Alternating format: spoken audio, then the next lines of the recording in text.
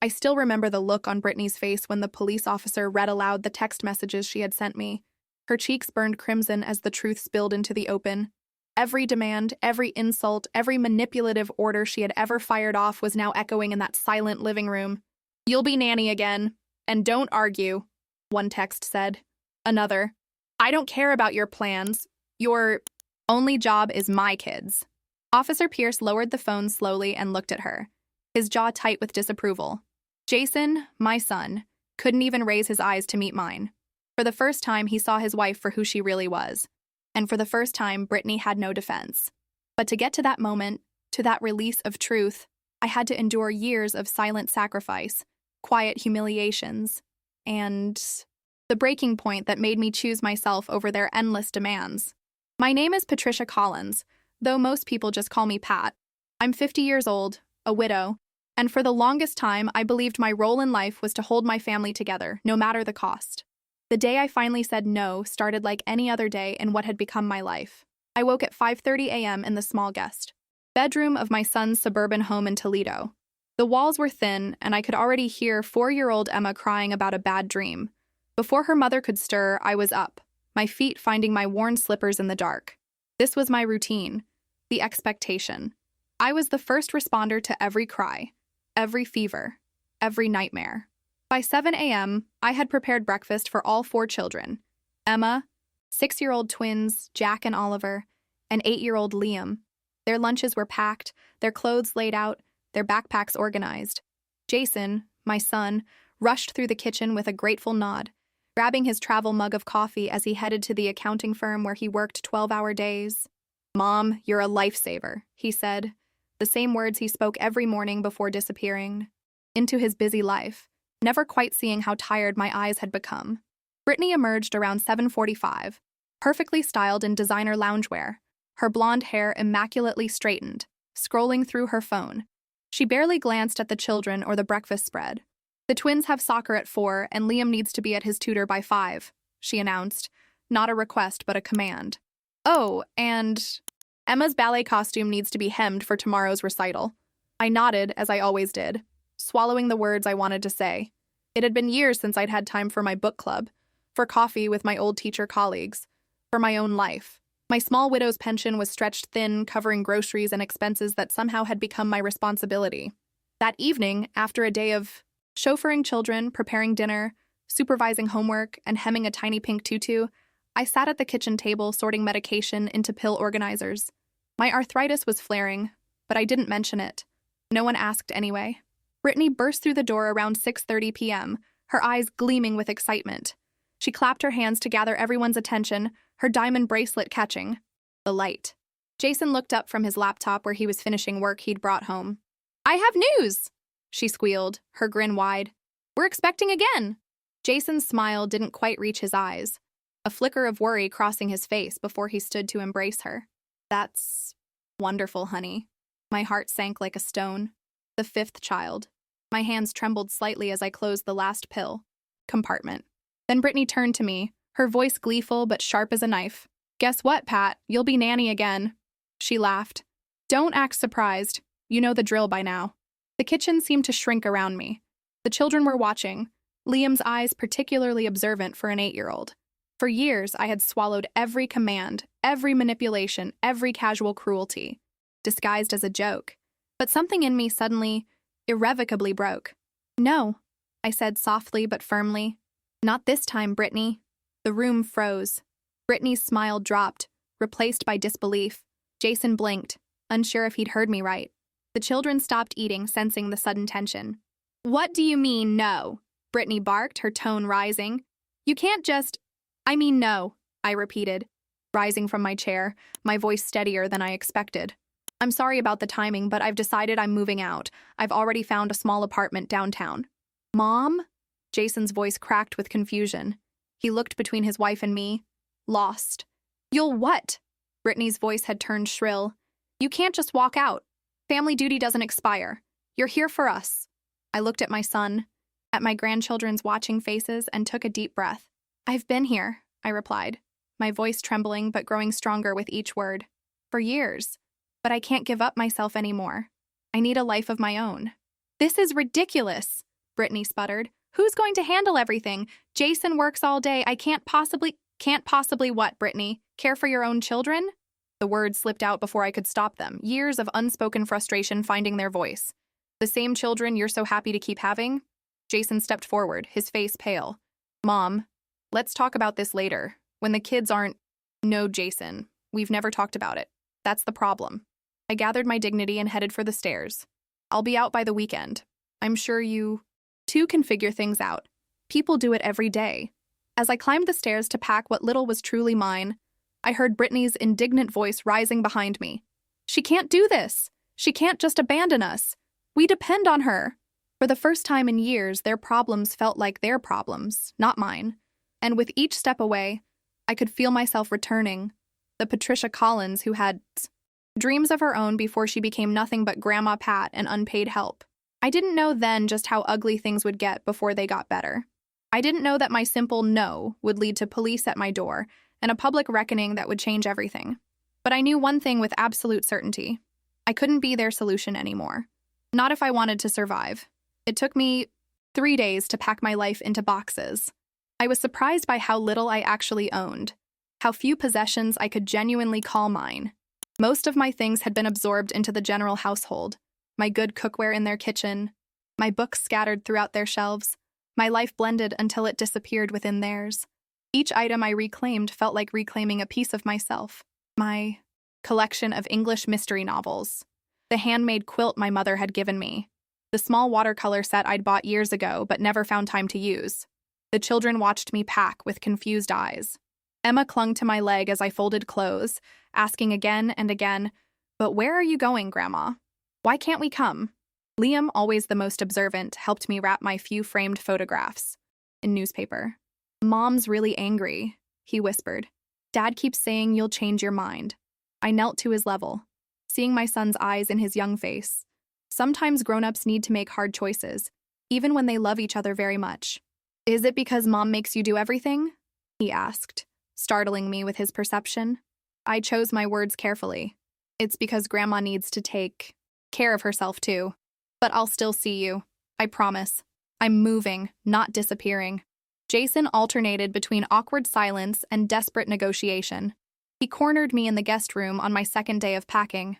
"Mom, please reconsider. You know how Brittany is. She didn't mean it the way it sounded. We can work something out. Maybe you could have weekends off, or we could pay you." "Something?" I folded a sweater, buying time.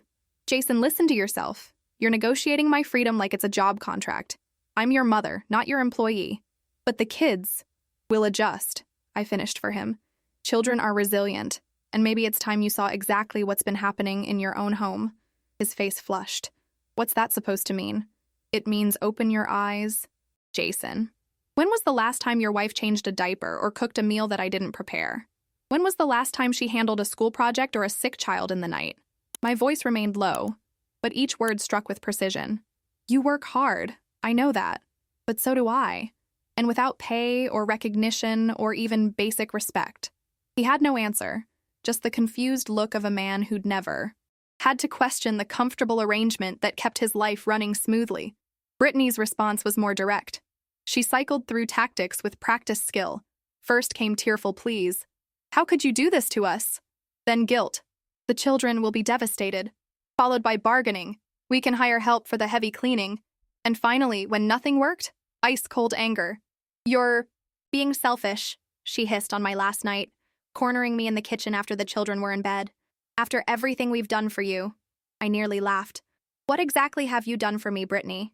"Given you a home, a purpose." She gestured wildly around the kitchen where I'd prepared thousands of meals. "You were alone after Tom died. We took you in." The revision of history was breathtaking. I had moved in 3 days after Liam was born, when Brittany declared she couldn't handle a colicky newborn. What began as temporary help had morphed into 8 years of unpaid servitude. "I'm 50 years old," I said quietly, "not 75. I have a teaching degree and 20 years of experience. I'm perfectly capable of having my own life." "Fine," she spat. "Leave.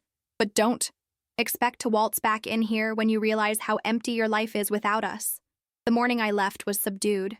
I hugged each grandchild, promising visits and park outings. I kissed my son's cheek, seeing the worry in his eyes. You'll figure it out, I told him softly. You're stronger than you think. Brittany didn't come downstairs to say goodbye. My new apartment was on the third floor of a converted Victorian in downtown Toledo. At 600 square feet, it was tiny compared to Jason's sprawling suburban home, but every inch of it was mine. The wooden floors creaked pleasantly. Light poured through a large bay window overlooking a small park. For the first time in years, I could sit in perfect silence, with no one demanding my attention.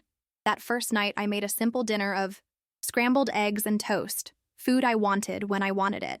I ate at my small secondhand table, watching the sunset paint the sky pink and gold.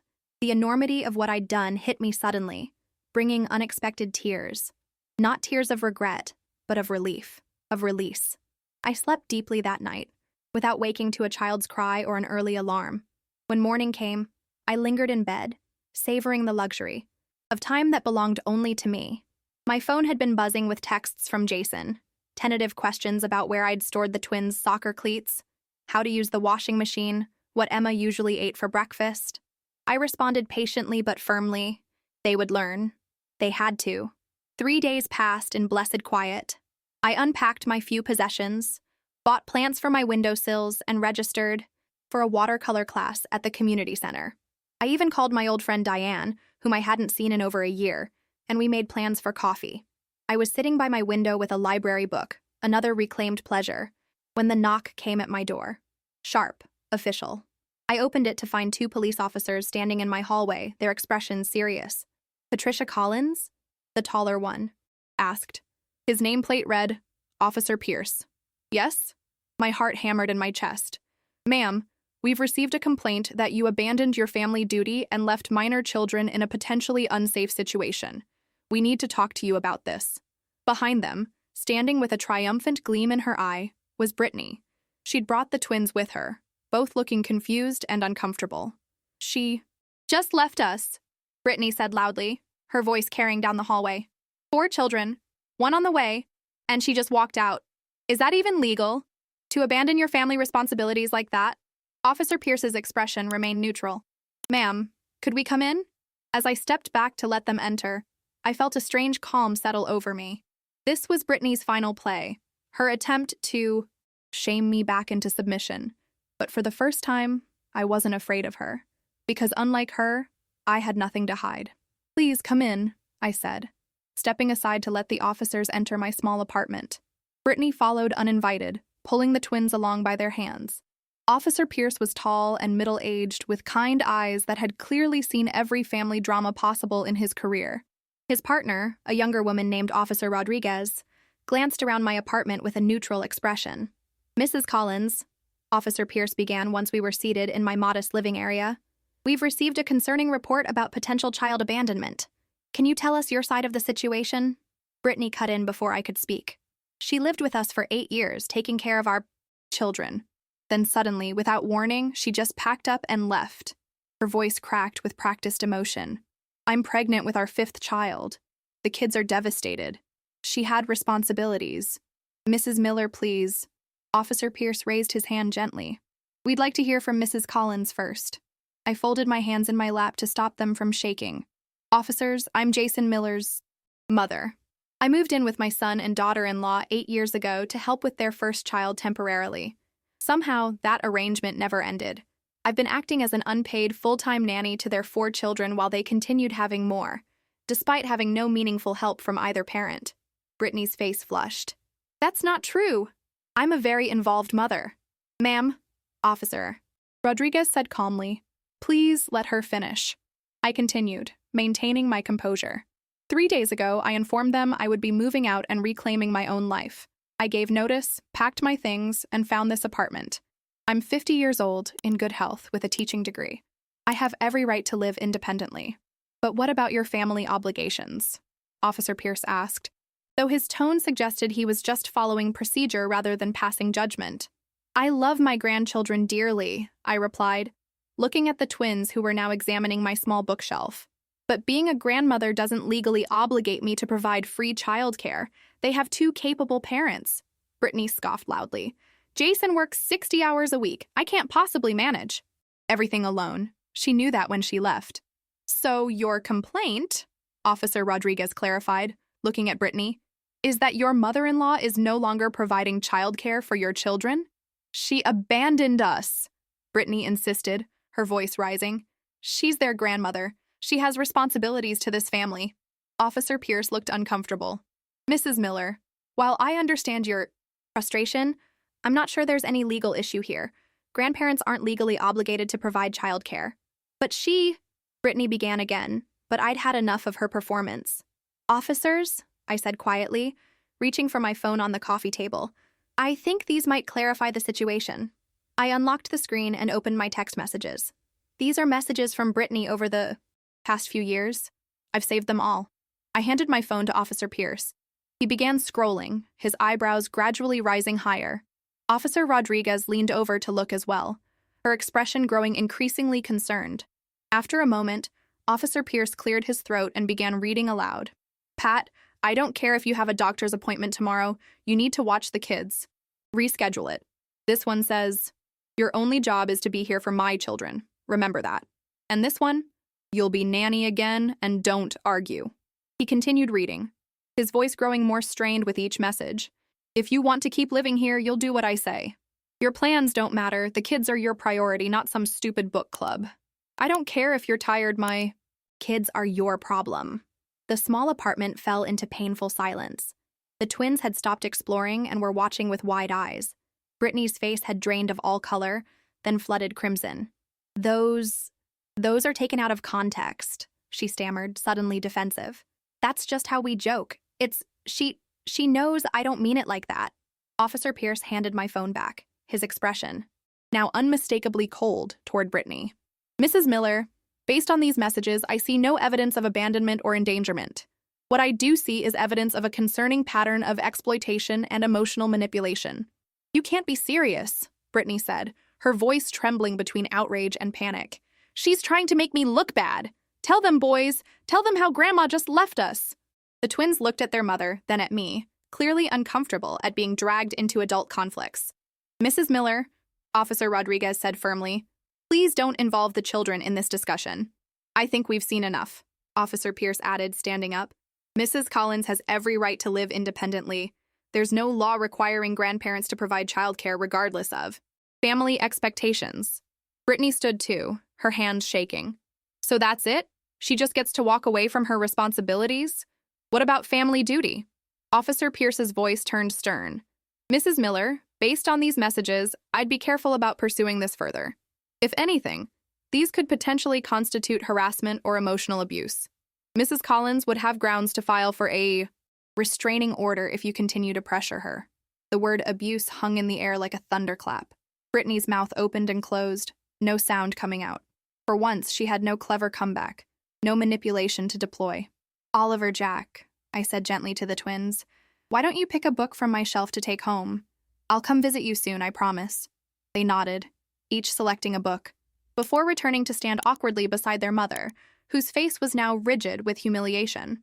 As the officers prepared to leave, Officer Rodriguez handed me her card. If you experience any further harassment, please contact us immediately. This isn't over, Brittany whispered as she passed me on the way out, but the threat sounded hollow, her confidence shattered. When the door closed, behind them, I sank onto my sofa, my hands finally giving in to the trembling I'd been suppressing. I hadn't wanted it to come to this, to public exposure, to officers involved, but perhaps it was inevitable. Some truths need witnesses to finally be heard. My phone buzzed with a text.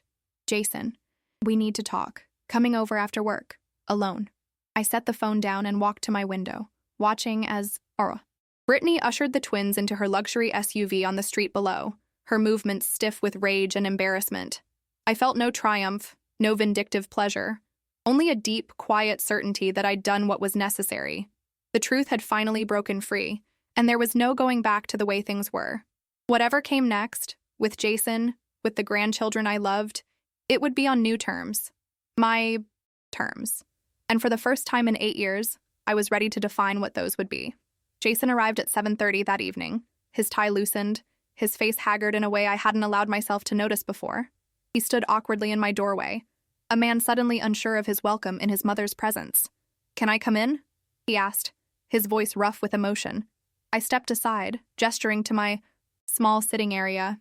He took in the apartment with surprised eyes. The watercolors I'd started on the table, the potted plants on the windowsill, signs of a life taking shape without his family at its center. Mom, he began, then stopped, dropping heavily onto my sofa. I don't even know where to start. I sat across from him in my reading chair. The beginning might be good. He ran his hands over his face. Brittany called the police? On you? I didn't know until I got home and the boys told me. His eyes met mine, shimmering with shame. God, Mom, I'm so sorry. Are you? I asked quietly. Or are you just sorry it's all out in the open now? The question hit him like a physical blow. That's not fair. Isn't it?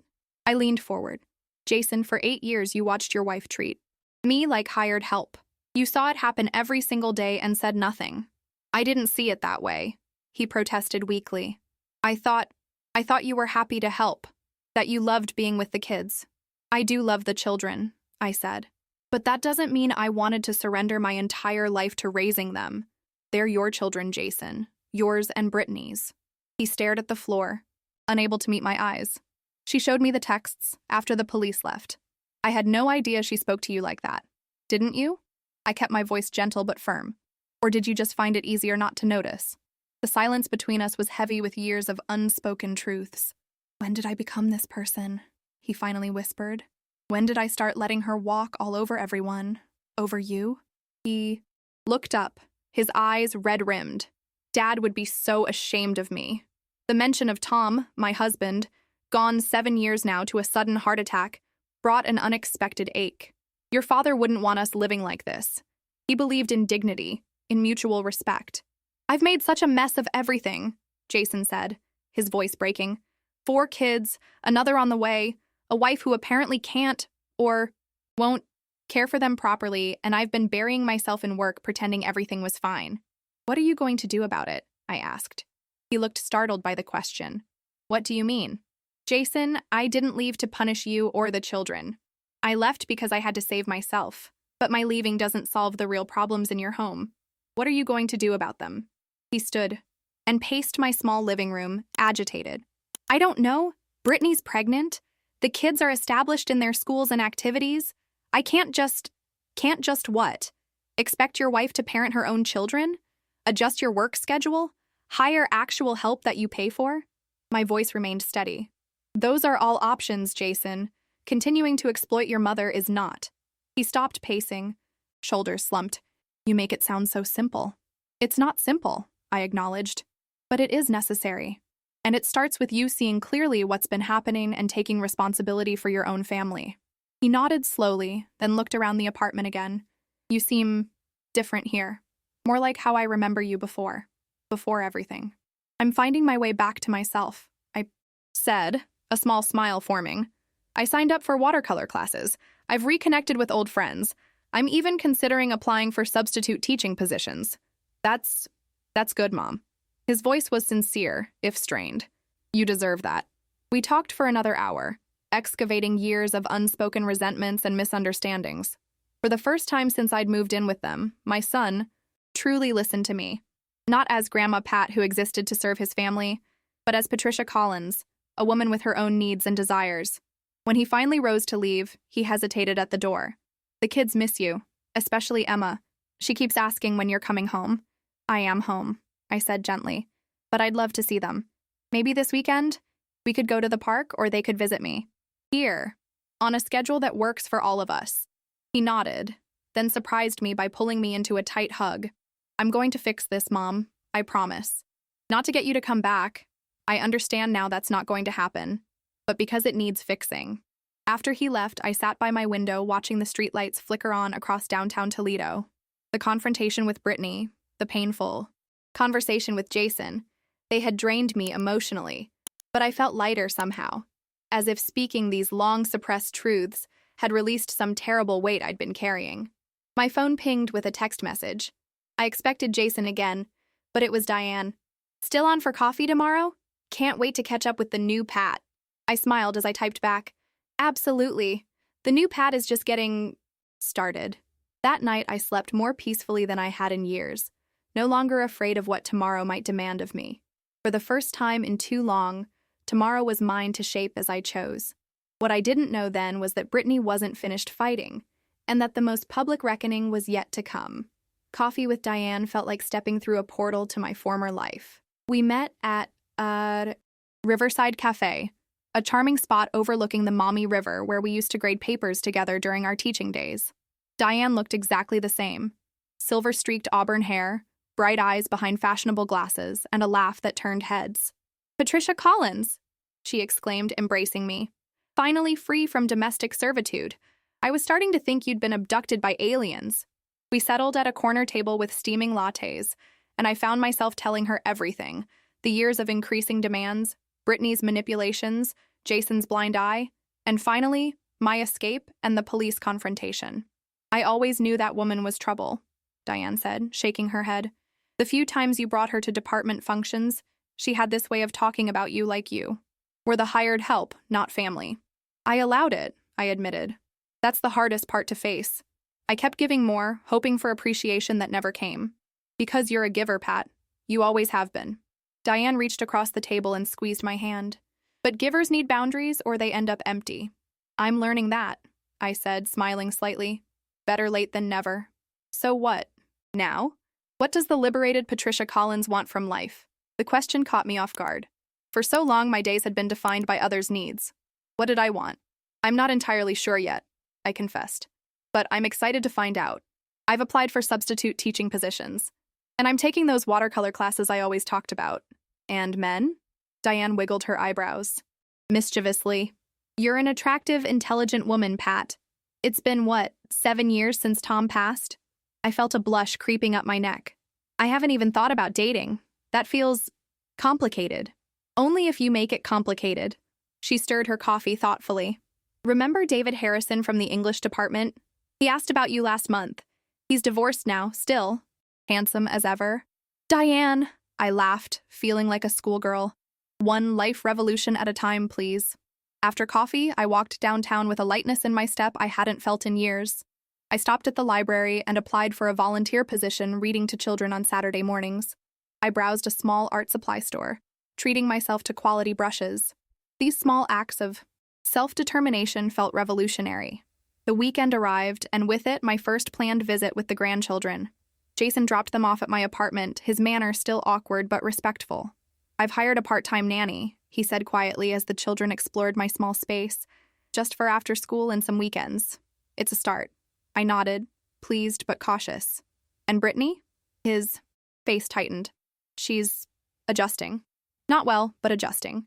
We've been talking, really talking, for the first time in years." I spent a wonderful day with the children at the park and the Children's Museum. Without the weight of endless responsibility, I found myself truly present with them, enjoying their company in a way that had become impossible before. Even Liam, who had grown increasingly distant in recent months, opened up, telling me about his science project and the book he was reading. "I like your apartment, Grandma," Emma said as we walked back, her small hand in mine. "It's small but cozy." "Will you come visit us at home sometimes?" Oliver asked. "Of course I will," I promised. "Just not every day, and not to be in charge. I'll come as grandma, not as nanny." When Jason picked them up, they chattered excitedly about our day. He looked at me with a mixture of gratitude and lingering shame. "They had a great time," he said. "Thank you, Mom." "I enjoyed it too," I replied honestly. After they left, I noticed Emma had forgotten her favorite stuffed rabbit. I texted Jason that I'd drop it off the next day. Sunday morning, I drove to their suburban home with the stuffed rabbit. I hadn't been back since moving out 2 weeks earlier, and I felt a strange nervousness as I parked in the driveway. The house looked the same, large, well-maintained, with toys scattered across the front yard, but it no longer felt like my prison. I rang the doorbell, a strange formality at a house where I'd lived for 8 years. Brittany opened it, her expression instantly hardening at the sight of me. "What are you doing here?" she asked, not moving to let me in. I held up the stuffed rabbit. "Emma left Mr. Hoppy at my apartment yesterday. I thought she might be missing him." Brittany snatched the toy from my hand. "You could have mailed it." Before I could respond, Liam appeared in the hallway behind her. "Grandma, did you bring Mr. Hoppy back? Emma's been crying." "Yes, I did," I said, smiling at him over Brittany's shoulder. "How are you, sweetheart?" "Fine," he answered, then hesitated. "Mom burned the cookies we were making. Can you help us start over? Brittany's face flushed. Liam, go upstairs, now. But Mom, now, Liam? The boy slunk away, throwing me an apologetic look. Brittany turned back to me, her voice low and venomous. Listen to me carefully. You may have Jason and the police fooled with your poor, victimized grandmother act, but I see right through you. You abandoned this family when we needed you most. I took a deep breath. Brittany, I didn't come here to argue. I just brought Emma's toy. Do you have any idea what you've done? She continued as if I hadn't spoken. Jason's hired some college student who can barely tell the twins apart. The house is a disaster. He's talking about cutting back his hours at work, which means less money for all of us. Those sound like family adjustments, not my problem, I replied evenly. Every family with children figures out childcare and household management. You're not unique in having these challenges. You selfish bitch, she hissed.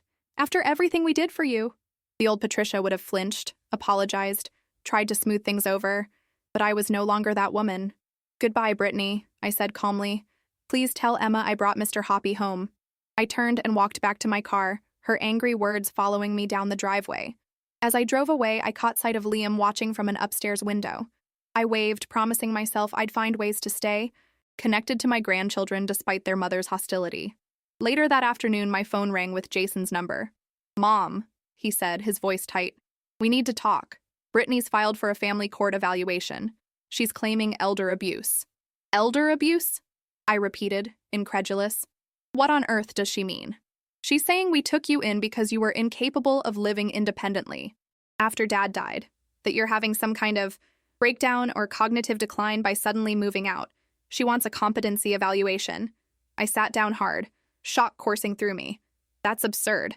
I'm 50 years old and perfectly competent. I know, Jason said, his voice miserable. I tried to talk her out of it, but she's not thinking rationally. Mom, I'm so sorry. This is going to get ugly before it gets better. As I hung up, I stared out my apartment window at the park below, watching families enjoy the spring afternoon. Brittany's latest attack should have terrified me, but instead, I felt a strange, steely resolve forming. If she wanted a legal evaluation of our situation, she'd get one, but not the one she expected. 8 years of texts, emails, and witnesses to her behavior would tell a very different story than the one she was spinning. The battle lines had been drawn, and this time, I wasn't backing down. The family court notice arrived 3 days later, formal, impersonal paper that somehow carried the weight of Brittany's vindictiveness. I sat at my kitchen table, reading it twice to make sure I understood the accusations. According to the petition, I was potentially suffering from diminished capacity and emotional instability, making my sudden departure from the family home a matter of concern. I called Diane immediately, my hands shaking. She's claiming I'm mentally incompetent, I said when she answered, that I need a guardian or supervised living. Diane's response was immediate and fierce. Absolutely not. This stops now, Pat. You need a lawyer, and I know exactly who to call. 2 hours later, I was sitting in the office of Margaret Chen, a compact woman in her 60s with a no-nonsense demeanor and a reputation as one of Toledo's most formidable family court attorneys. Diane sat beside me, her presence a steady comfort. So, Margaret said after I'd explained the situation, your daughter-in-law is attempting to use the family court system to force you back into an unpaid caregiver role by declaring you incompetent. Yes, I confirmed, though she'd never admit that's what she's doing. Margaret's lips pressed into a thin line. I've seen many manipulative tactics in my 30 years of practice, but this is particularly egregious. She tapped her pen against her legal pad. Mrs. Collins, how do you feel about going on? The offensive? What do you mean? I mean, instead of just defending against these baseless claims, we counter with the truth. We present evidence of exploitation, emotional abuse, and attempted coercion. She leaned forward. The texts you mentioned, the police report from when she tried to claim abandonment, these paint a very different picture than what she's alleging. I hesitated, thinking of my grandchildren. I don't want to hurt my son or the children. From what you've told me, your son is finally waking up to the reality of his marriage, Margaret said gently. And as for the children, what lesson do they learn if they see their mother use legal manipulation to force you back into servitude? Diane took my hand. Pat, you've spent your whole life putting others first. Maybe this time, the kindest thing for everyone is standing up to a bully. I nodded slowly, resolution building within me. What do we need to do? First, Margaret said, all business now. We gather evidence, every text, every email. We take statements from anyone who witnessed your daughter-in-law's treatment of you, friends, neighbors, even delivery people, or your grandchildren's teachers who might have observed interactions. My son, I said quietly. Would he have to testify? Margaret's expression softened slightly. Eventually, yes. He'll need to make a choice. Support his wife's false claims or tell the truth. But we'll cross that bridge when we come to it. Over the next 2 weeks, we built our case. I printed hundreds of text messages from Brittany, each more demanding and disrespectful than the last. Diane provided a written statement about how I'd gradually disappeared from our friend group after moving in with Jason and Brittany. Even my doctor contributed documentation that I was in excellent cognitive health, with notes from recent visits where I'd mentioned feeling trapped in my caregiving role. Most surprisingly, support came from unexpected quarters. Mrs. Abernathy, who lived next door to Jason and Brittany, contacted me after hearing about the court case. I've watched for years how that woman treats you, she said when we met for tea. The way she'd leave all the children with you and drive off in her fancy car. The way she'd snap orders at you in the front yard for everyone to hear. It wasn't right, and I'll tell any judge that. Liam's former teacher, Ms. Reynolds, reached out as well. You were the one who always came to conferences, she told me over the phone. You handled his school projects, his reading log, everything. When I asked about meeting his parents, you looked so sad. I remember thinking something wasn't right in that household. Each testimony strengthened my resolve. This wasn't just about me anymore. It was about standing against the kind of manipulation that silences people and steals their autonomy. The day before our initial court appearance, Jason came to my apartment. He looked haggard, with dark circles under his eyes and a defeated slump to his shoulders. Mom, he said, his voice rough, I've been served with papers to appear tomorrow. I know, I said, letting him in. I'm sorry it's come to this. He paced my small living room. Brittany refuses to back down. She's convinced herself that you're having some kind of breakdown, that this is all just temporary insanity or something. And what do you think? I asked quietly. He stopped pacing and faced me. I think I've been blind. For years. He ran a hand through his hair. The lawyer showed me the evidence you've gathered. All those texts, the witness statements. Mom, I knew things were bad, but I didn't know. I didn't want to see. Jason, I said gently, what are you going to do tomorrow? He looked at me, conflict written across his face. She's the mother of my children, my wife. If I testify against her, you wouldn't be testifying against her, I corrected. You'd be testifying to the truth. He sank onto my sofa, head in his hands. The truth, he repeated hollowly. The truth is that I let my wife treat my mother like an unpaid servant for 8 years. The truth is that I looked the other way because it was convenient. What kind of son does that make me? I sat beside him and took his hand. A human one who made mistakes, but can still choose to do the right thing. He squeezed my hand, then straightened his shoulders. I'll tell the truth tomorrow, all of it. Whatever happens after, we'll face it. When he left, I stood at my window watching him drive away, feeling a complex mixture of sorrow and pride. Tomorrow would change everything, for all of us. But perhaps, finally, it would be a change toward honesty and healing rather than more denial and pain. I slept surprisingly well that night, waking to spring sunshine streaming through my window. As I dressed in the simple navy suit I'd chosen for court, I felt calm. Not because I was certain of victory, but because I was certain of my worth, something I'd forgotten somewhere along the way, until life forced me to reclaim it. Whatever the judge decided today, I had already won my most important battle, had found my voice again, and this time, I wouldn't let anyone silence it. The family courthouse was a stern granite building in downtown Toledo, imposingly formal with its high ceilings and polished wooden benches. I sat beside Margaret Chen, back straight, hands folded in my lap to hide their slight trembling. Across the aisle, Brittany perched beside her attorney, a slick-looking man in an expensive suit. She'd dressed conservatively in a cream blouse and navy skirt, her hair pulled back in a modest bun. The picture of a concerned daughter-in-law rather than the woman who had texted me, "Get your lazy ass back here, the kids need lunch," just 6 months earlier. Jason sat in the row behind us, alone in the no-man's land between his wife and his mother. When Brittany had seen him enter, with me, her face had contorted with momentary rage before smoothing into a practiced mask of concern. Judge Harriet Winters was a black woman in her 60s with silver-streaked hair and piercing eyes that seemed to miss nothing. She reviewed the papers before her with meticulous care before addressing the court. "This is rather unusual," she began. "Mrs. Miller is petitioning for a competency evaluation of her mother-in-law, Mrs. Collins, claiming sudden behavioral changes and diminished capacity. Mrs. Collins has counterfiled with allegations of exploitation and emotional abuse." She looked up, her gaze sweeping over all of us. "Let's be clear. This court's only interest is in determining if Mrs. Collins is competent to make her own decisions. Family disputes beyond that are not my concern unless they impact this determination." Brittany's attorney went first, painting a picture of me as a fragile widow who had been lovingly taken in by my son and his wife, only to experience a sudden, concerning change in behavior. "Mrs. Collins was integrated into the Miller household for 8 years," he said smoothly. "She had no complaints, no desire for independent living, until this abrupt departure 2 months ago. We believe this represents a significant cognitive or emotional break that warrants evaluation." I felt a surge of indignation at this characterization, but Margaret squeezed my arm gently, reminding me to stay calm. When her turn came, Margaret stood with quiet authority. "Your Honor, what we have here is not a case of diminished capacity, but of remarkable clarity.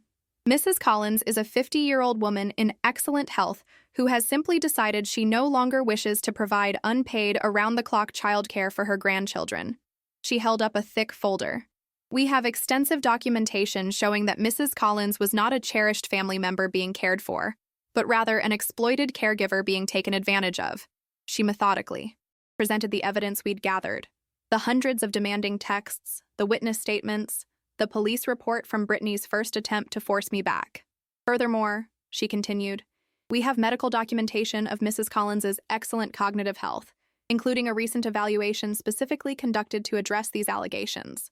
Judge Winters reviewed the text with a deepening frown. "Mrs. Miller," she finally said, looking directly at Brittany, "these messages from you to your mother-in-law are deeply concerning. You write here, your only purpose is serving this family. And here, no one cares about your stupid art class. The kids need you." She removed her reading glasses. "These do not suggest a caring family relationship." Brittany's attorney jumped in. "Your Honor, family communications can often appear harsh when taken out of context. Mrs. Miller was simply emphasizing the importance of Mrs. Collins's role in their family unit." "I see," Judge Winters said, her tone making it clear she wasn't convinced. "Mrs. Collins, would you like to address the court?" I stood, my heart pounding but my voice steady. "Your Honor, I loved helping with my grandchildren. What I didn't love was being treated as an unpaid servant with no rights to my own life or interests. When my daughter-in-law announced her 5th pregnancy and told me, not asked me, that I would be nanny again, I realized I needed to reclaim my independence." "And your son's role in all this?" the judge asked. I hesitated, not wanting to damage Jason further. "My son works very hard. He wasn't always aware of how his wife spoke to me or treated me when he wasn't present. I believe we have Mr. Miller here today," Judge Winters said, looking to the back of the courtroom. "Mr. Miller, would you please approach?" Jason stood, pale but composed, and walked to the front of the courtroom. "Mr. Miller, you've been living with both your mother and your wife for 8 years. What is your perspective on this situation?" Jason cleared his throat, glancing briefly at Brittany, whose eyes had narrowed dangerously. "Your Honor, I've made a lot of mistakes. The biggest was not seeing how my mother was being treated in my own home." His voice grew stronger. "The text messages you've seen are real. The witness accounts are accurate. My mother was expected to provide full-time childcare while my wife rarely participated in caring for our children." Brittany gasped audibly. Her attorney placed a restraining hand on her arm. "And what about these allegations of diminished capacity?" Judge Winters asked. "They're false," Jason said simply. "My mother is more clear-headed now than I've seen her in years. Moving out wasn't a sign of decline. It was a sign of strength." Judge Winters nodded thoughtfully. "Thank you, Mr. Miller. You may step back." After a brief recess, Judge Winters delivered her ruling. "This court finds no evidence whatsoever to support the petition for competency evaluation. Mrs. Collins appears to be in full possession of her faculties and making reasonable decisions about her own life." She turned a stern gaze toward Brittany. "Furthermore, I find this petition appears to be a manipulative attempt to coerce Mrs. Collins back into an exploitative arrangement." She closed her folder decisively. The petition is denied. And Mrs. Miller, I would strongly advise against further legal action of this nature, as it could potentially be considered harassment. Relief washed over me in a warm wave. Beside me, Margaret nodded in satisfaction. Across the aisle, Brittany's face had gone rigid with fury and humiliation. Her attorney was already gathering his papers, clearly eager to distance himself from a losing case. As we filed out of the courtroom, Brittany brushed past me, hissing under her breath, "This isn't over." But looking at her, the mask of perfect motherhood slipping to reveal the angry, entitled woman beneath, I knew it was over. Her power over me was broken, shattered by truth brought to light. Outside on the courthouse steps, Jason approached tentatively.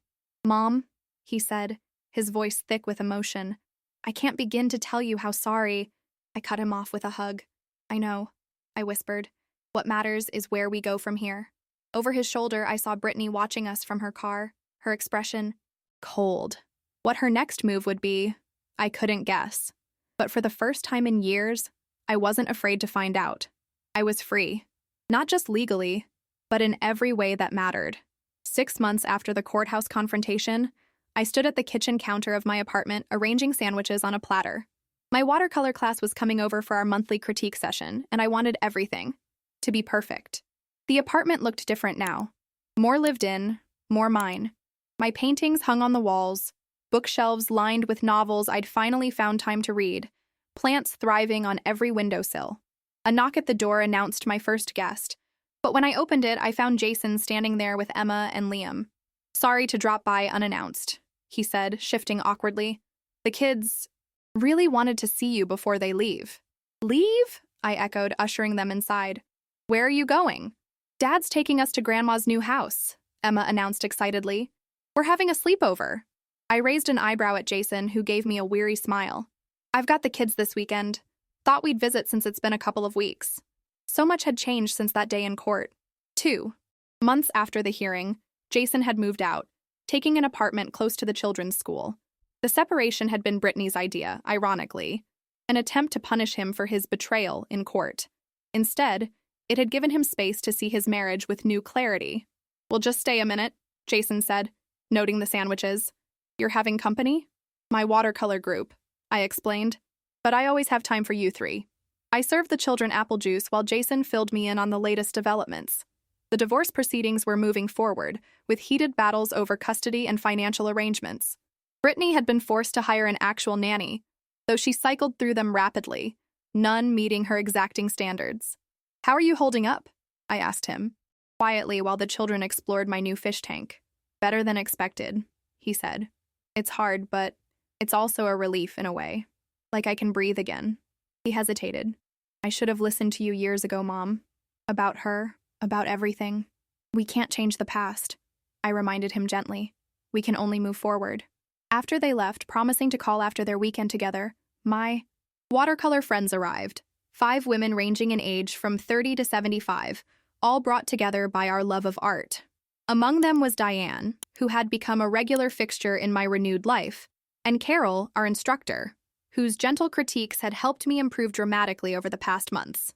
"Your apartment looks amazing, Pat," Carol exclaimed, admiring a new bookshelf Jason had helped me install. "I love what you've done with it. It's finally starting to feel like home," I agreed, setting out the sandwiches and pouring wine.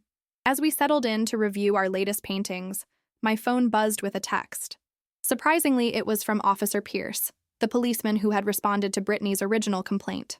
We had kept in sporadic contact since that day, his concern for my situation gradually evolving into something warmer. "Still on for coffee tomorrow?" his message read. "Looking forward to hearing about your art show." I smiled as I replied with a simple, "Yes," aware of Diane's knowing glance from across the room.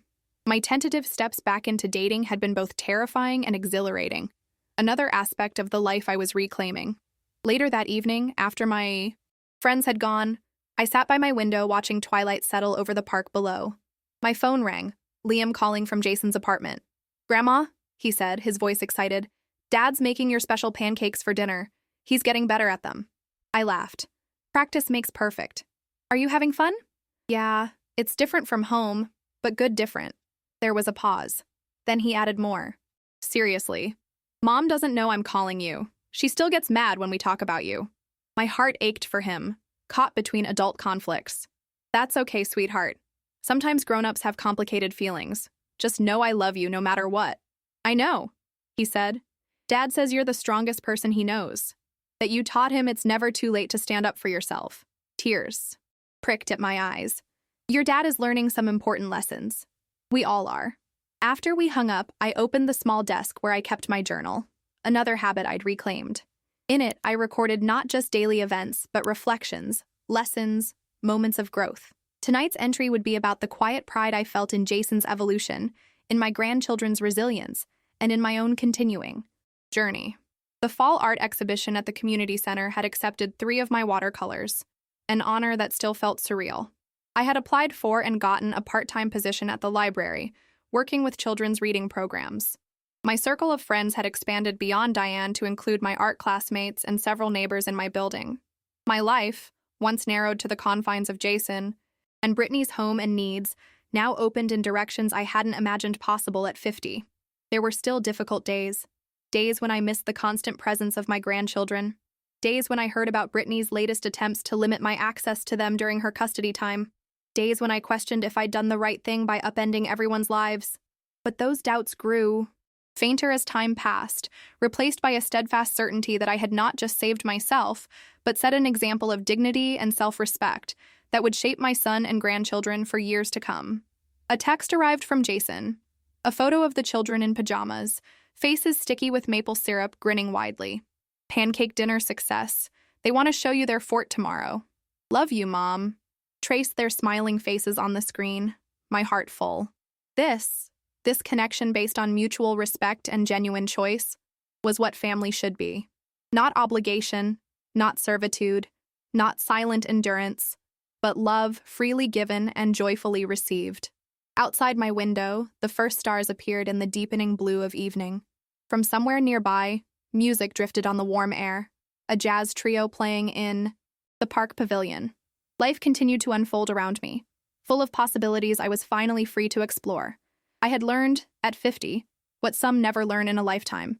That true family duty isn't sacrifice without boundaries, but love with integrity.